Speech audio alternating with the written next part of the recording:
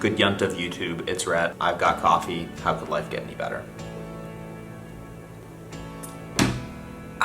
Today we're talking about the new iOS 14 release. The biggest feature of iOS 14 is that Apple has finally allowed us to remove apps from the home screen and put them away in the app library. Additionally, they've allowed app developers to create these larger widget icons that are going to make everybody's home screen look all aesthetic and beautiful. Everybody is sharing, oh, what does my home screen look like? So if you go on Twitter, if you look up on YouTube, what does my new iOS 14 home screen look like? People have all these beautiful aesthetic designs. Mine is not beautiful or aesthetic, but I'm going to show you it anyway. It's very functional. You're going to love it. When I say it's very functional, I found this update to be incredibly helpful at curbing my phone addiction. Before this update, there was no way to hide an app from your phone but keep it still on your phone, and I think that moving apps that you don't want to use as often to the app library is a good way to create that extra level of friction that's going to make it more difficult for you to just become a mindless scroll zombie basically and click on this app over and over and over again. So with all of that in mind, I'm going to show you how I've used iOS 14 and these new features to set up my home screen to help cure my phone addiction,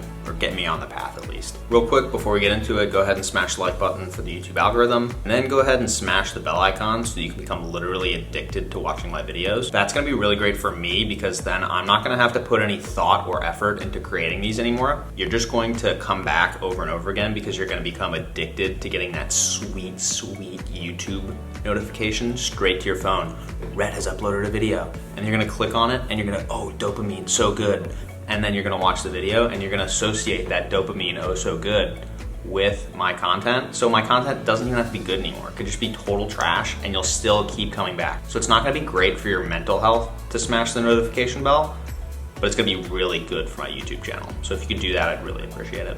All right, so first, let's talk about phone addiction. I got my first phone, an iPhone 4, 10 years ago actually, in 2010 when I was 16. Back then, I just wanted a phone so that I could text my friends and meet up and stuff, which I think is kind of crazy considering what phones have become in the last 10 years. You weren't thinking, I need social media on my phone. You weren't thinking, I need to play games. You weren't thinking, I need to see my health data on my phone. None of that really existed in the same capacity that it does now. But as social media started to explode, I started to put social media on my phone. I had Facebook on my phone. I had Twitter on my phone, I had Instagram on my phone, I had Snapchat on my phone, and as games started to get better and better, I started to put all those games on my phone too. So I was playing Angry Birds, I was playing Tiny Wings, I was playing FIFA Superstars, I was playing Clash of Clans, I was playing Clash Royale, I was playing Tap Titans, all of just total junk food for your brain basically. And there was a casino-like aspect to all of these games. There was push notifications that would say, hey, come back and play me. And so I would get into this habit of clicking on these games. You see the little red icon, you click the icon, play the game for 20 minutes. Go back to the home screen, get another notification, check the notification, become a scroll zombie on social media. Do that for 15 minutes. My life had become fully run by these push notifications and this little red badge icon. I was just looking for that dopamine crack response that these push notifications give you. I'm like a little rat pulling this dopamine slot machine. And that's why I want you to go down below and ring the bell icon so that you, not for your mental health, but so that you can have that same response to my videos. When I post a video, I want you to be like, yes, I need to click on Rhett's video and watch it. And so over 10 years, these cues and responses have become totally ingrained in my brain, right? I see a push notification, I click it. I see a red icon on my game, I click it, I play the game. I see a red icon on Facebook. Some of the notifications were just ridiculous. It was stuff that I didn't even care about, but I would scroll for 30 minutes because I had seen a red dot. I became pretty conscious of this behavior a few years ago when Apple released the screen time function. I could see how much time I was actually spending on each of these apps, doing just totally useless things like playing Clash of Clans for 20 hours a week. When instead, if I had just taken those 20 hours a week to build a business or do something that would make my ancestors proud instead of wasting it on this dopamine draining game. Oh, click, click, click, Hog Rider, click, click, click, Barbarian. Nonsense. I don't need that. You don't need that. Build a business. Don't do these things. Now that I've fully demonized phones and video games, I'd like to backpedal a little bit. Phones are definitely not inherently evil or bad for society. I think society's way better off with phones. But the screen time function really got me thinking, how can I use my phone for something productive instead of having my phone hijack my dopamine response and have me play my phone and waste my time basically on these video games and on social media. So the very first thing I did was I turned off push notifications for basically every app that wasn't absolutely necessary. I now pretty strictly just use my phone for communication, health, banking, organizing travel, and then learning new things. I still use it for some things that I probably shouldn't be using it for, but we'll go over that later. There's always room for improvement in systems like this. You're not gonna get it right the first time, and it's really hard to remove these behaviors that we've practiced for such a long time, right? Before I was consciously thinking about how I use my phone, I was unconsciously just reinforcing, okay, see a red dot, click on the thing, play a game, get the dopamine. Unlearning those behaviors can be really hard and is a process. I think the biggest tool that I've used to help unlearn some of these behaviors has been minimalism. My first introduction to minimalism was in the book Goodbye Things by Fumio Sasaki. A few years ago when I read the book, I didn't have a system for managing really anything in my life. And for some small things, you don't really need a system. They're small enough that you don't really need to do maintenance, you don't really need to think about how you're dealing with them. But for other things, it can become a big problem when you don't actively intervene and figure out how to better manage aspects of your life. And so for me, when I read the book, at the time, my clothes situation was a complete nightmare. I was basically a clothes hoarder. I was like 22 years old and I had clothes from when I was 14, and I had just been wearing these same clothes my entire life. And because I had so many clothes, I would end up never having to do laundry. I would just pile up this massive stack of clothes almost to the ceiling in my stupid little hamper that couldn't handle it. I would sit there and I would never do laundry. I'd do laundry once a month maybe. And I would just wear these really old clothes that I hated and it looked ridiculous, I'm sure. So I read this book and I was like, okay, it's time to aggressively audit my clothes situation and give away as many as possible. So that's basically what I did. I gave away almost all my clothes to Goodwill, and then I filled in some of the gaps in the wardrobe just from like a quick trip to the mall basically. So after that exercise, I ended up with about a week's worth of clothes, which meant that I had to do laundry every week now. That pressure kept me honest because now if I didn't do laundry each week, I'd literally run out of clothes. So some people might think that this is silly, but I think that pressure really creating these systems that restrict you in some way, it's really inconvenient to have to do laundry every single week, but creating a system that's that restrictive keeps you disciplined and keeps you on the path basically to being successful and getting things done. The other huge benefit was that there was way less visual clutter just in my apartment, right? I didn't have that huge mountain of clothes anymore. All of my clothes fit in the hamper and I could just go do them every week. It really felt like a huge weight had been like lifted off of my mind somehow. It was as if I was somehow like subconsciously keeping track of my clothes and the fact that I had to do laundry and I never knew when I was going to do laundry. Your house is an externalization of your brain. And so once I fixed that problem, I just felt like lighter, like I had less stuff to worry about because I knew that I was going to be doing laundry once a week. And it sounds stupid, but it really did make a meaningful difference. Clean up your room. So that success of getting rid of my clothes and the good feeling that it produced has stayed with me since I went through that exercise. And over the last few years, I've started to see the same pattern of accumulating stuff basically show up in other aspects of my life. I think the two big ones are buying a ton of stocks and using the excuse that it's to diversify your portfolio, which I think just allows you to get away with buying things you don't understand and, oh, I need a athletic wear stock. Let's buy $20 of Nike, even though I have no expectation that Nike will get any bigger in the next 20 years or that they'll even still be here or that I know anything about Nike or that I have any competitive advantage against any other stock buyer. So that's sort of like stock maximalism almost. And I think the opposite would be you only purchase the things that you are really positive about and that you really believe in. There's some quote from Warren Buffett where he talks about investing as if you could only ever pick 10 investments in your whole life. You would think a lot more about each investment. You wouldn't just start throwing money at every stock that you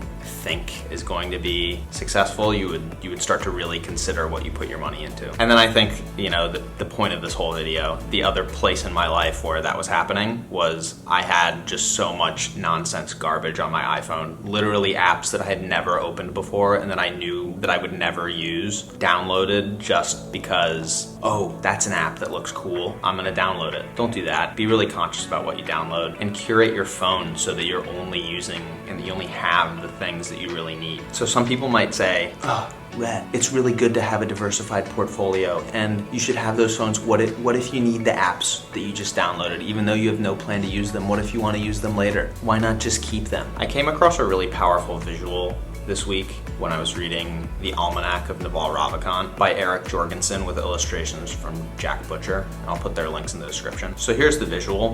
And I think the visual, Jack Butcher's whole thesis is that visuals speak better than words, but I'm gonna explain it to you anyway. The idea here is that the more you know, the less you need. In the stock example, if you're Warren Buffett, think about you're only going to invest in 10 stocks for the rest of your life. Which ones are really going to return you that 10x, 100x, 1000x return? And where do you have that disproportionate advantage in knowledge or in getting a good deal? Very few large stocks make up a lot of Berkshire Hathaway's portfolio. They've made something like $100 billion on just Apple. So along those same lines of the more you know, the less you need, I asked myself, what do I want my phone to be? What do I want to get out of using my phone? Which is, I think, a question that no one really asks. They just, our natural default setting is to, oh, we have a phone, it can do anything. I'm gonna have it do everything, right? I'm gonna have it play video games. I'm gonna have it edit photos, even if I don't edit photos. I'm gonna have social media, even if social media is providing me no value. I'm gonna have all these different things that we have on our phones, and then we don't really use a lot of them, and we definitely don't get value from all of them. The bottom line is, if you don't draw those lines and make those distinctions of this is what I'm gonna use the phone for, this is what I'm not going to use the phone for, maybe I can get this function somewhere else in my life. If you don't draw those lines and restrict yourself in some way, the phone is going to use you a lot more than you use the phone. So now let's jump into my home screen here and I'll show you what I'm using my phone for. Okay, so here we are on my home screen, and basically here I just have all the apps that I use the most. The out of the box, normal, boring apps here: messages, photos, phone, maps, and music. When we talk about like why phones are useful, everyone has an MP3 player in their pocket. People have maps. I think we'd all be lost without maps. Everybody has a camera now, and then obviously communication. So those are sort of like the things that I think of as absolutely necessary to have on a phone. So other apps I have on the phone: Fantastical. I've been using Fantastical as my calendar app. Sort of just lets me aggregate my Apple Calendar, my Google Calendar, and then my Outlook calendar for work. Having that all in the same place with Zoom links and meetings for things that I need to join has been really helpful. So definitely recommend Fantastical if you're having calendar troubles. And then I use this Forest app basically as a Pomodoro timer. And if you don't know what that is, it's just a way to time yourself, get some work done. You can plant a tree here basically, and you can see 25 minutes, up to an hour, up to 2 hours. I think you can go further than that too if you want to.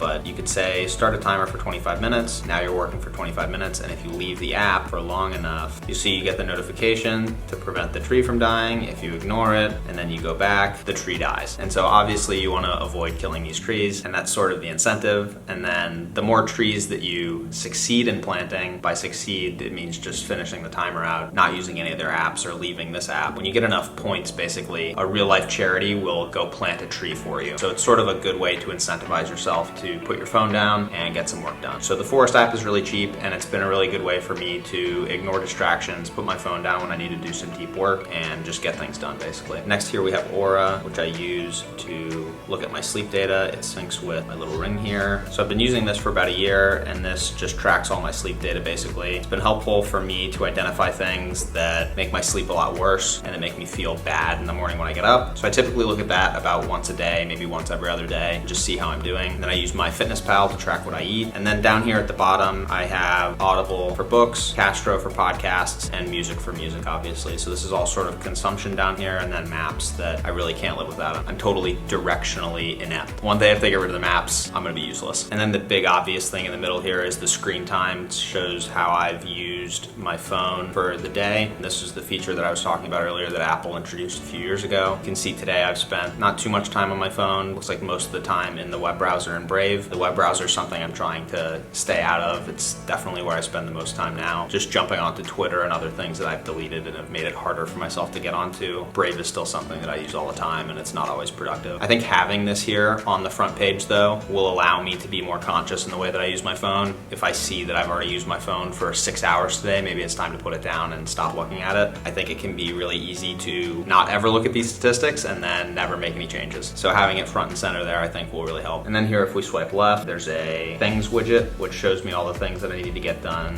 this week. Have a little fasting widget that will show me when my last fast was. I have a fast coming up in a couple weeks. Use that once about every 3 months, fast for a couple days. And then down here I have the app for my apartment, opening and closing doors, and I have NordVPN just to quickly connect to a VPN if I need one for some reason. Good if you're out and about on networks that you don't really trust. So then on the right there's the app library, and this is where sort of everything else lives. I have some reading apps, some shopping apps, some travel apps, some health and fitness apps, productivity stuff, and there's finance apps in there somewhere. There's stuff that's not really productive at all. Snapchat, the browsers I think are pretty mostly unproductive. Fantasy football, you know, some good fun. YouTube and YouTube Studio spend a lot of stupid time in there, but it's one of those things where you're like, oh, I need to check my statistics and respond to all the comments that I'm not getting, stuff like that. So that's how I've laid out my phone. I'm pretty happy with how minimal things are. Just the one page and then the library and the widgets that I use a little more often on the left. As new widgets come out, I might add new stuff there, but I think for the most part, I'm gonna leave that one page alone and keep everything else in the app library. And then maybe even go through the app library every once in a while and just delete things that I truly don't need on my phone. I think when this app clips feature comes out, there's gonna be a lot of those restaurant apps that we all had downloaded, like McDonald's and Panera and stuff like that, that we're just not really gonna need anymore. So there's definitely ways that I could improve from here, and there's ways that we can all improve from here. This is like a work in progress. Phones are definitely necessary in our society, and we shouldn't be looking to completely remove them from our lives, but I think for most people, there's unproductive time that's spent on your phone that you could be eliminating. I waste, I think, the most time going on Brave, the web browser, and just going on Twitter. I deleted the Twitter app because I was opening it all the time. Having this extra layer of friction with Brave and having to log into Twitter there makes me less likely to go on, but it's still something that I spend a decent amount of time on, and that's pretty unproductive. I spend a lot of time smashing the like button, go do that right now, on YouTube, which is a debatable use of time. You should be smashing the like button all the time, but I have better things to do. And I still spend a decent amount of time on Snapchat. I find Snapchat really difficult to delete and to stop using because it's a really great way to keep up with friends that you're not close to geographically, or even family. I live pretty far from most of my friends and family, so Snapchat is a really good way to still continue to interact with them. The news section though is complete garbage, and I get baited into clicking onto these clickbait, horrible, Kanye West is going to jail, click. No, he's not. These stories are ridiculous and they turn me into a total zombie. I'm just, oh, Kanye West is going to jail. No, he isn't.